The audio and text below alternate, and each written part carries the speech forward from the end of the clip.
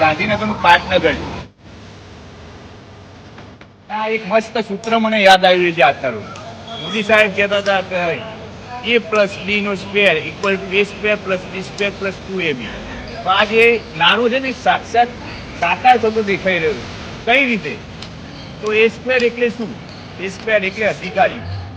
b square એટલે શું? ભાજપના ભ્રષ્ટ નેતાઓ. ને જે 2ab આવે છે ને મૂકવાનું, એના કારણે આ ખાડા કરો. પૈસા જે ગાપચી મળ્યા હોય કોણ લઈ જાય છે? અધિકારીઓ અને ભાજપના ભ્રષ્ટ નેતાઓ.